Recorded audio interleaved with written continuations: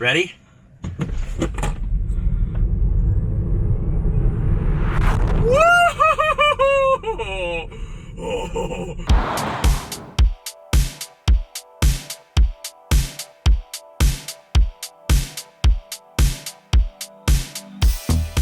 The Tesla Model 3, the car I'm in right now, is a fully electric sedan, the newest entry in the company's lineup that'll eventually spell sexy when the Y comes to market. This configuration I have costs about $60,000 and gets you the long-range battery and dual motor system. More on that stuff later. Let's start with the exterior. I think the Model 3 is a great-looking car. It's got a mean-looking front end.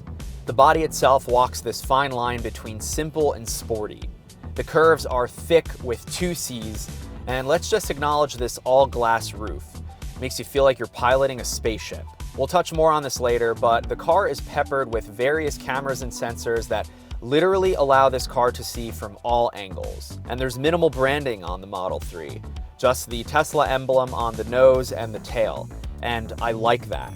I'm not totally in love with these rims. They kind of remind me of fan blades. Tesla kept the minimal aesthetic with the interior of the car as well. There's nothing too flashy about the inside of this car. You've got a sizable trunk and a frunk, and yes, that frunk makes for good photo ops. It's got cup holders and this storage unit up front and storage in the doors. There's leather lining everywhere in this car.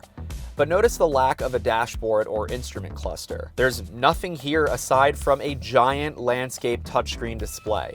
This computer is how you more or less do everything with the car, from navigation to music, climate control, all 5 heated seats, driving settings, rear view camera, to even opening the glove box. It is all done here. And yes, this display has a night mode. The sort of home screen of Tesla's OS is a map, which makes sense. On the steering wheel are 2 thumb dials that control things like volume and music. If you press and hold the right button, you can give the Model 3 commands. It's surprisingly accurate. Play the song Evaporate by Dance Gavin Dance, Around the World by Daft Punk, Wet Sand by the Red Hot Chili Peppers. And because this car is fully electric, there's no physical keyholes. Instead, Tesla provides you with a literal key card. Tap the outside here to lock and unlock the car. Press into the handle to open the doors.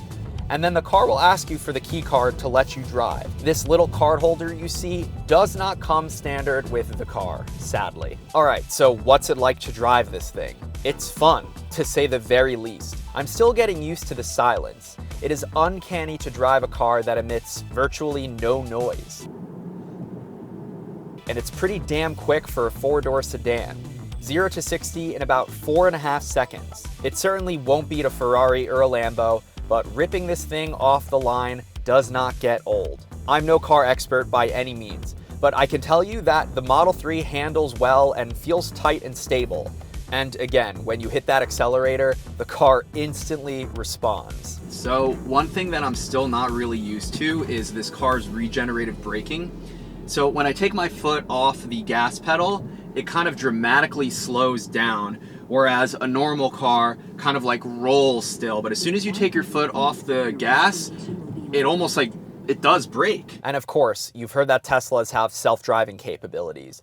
But what does that actually mean? As it stands right now in January of 2019, this car cannot take you from point A to point B by itself. When people say Teslas are self-driving, they're actually referring to a feature called lane assist, which I found works best on the highway. It'll keep you in your lane, maintain speed, come to a complete stop in traffic, and even take off again. So I just hit down on the stick twice, and the car is pretty much driving for me.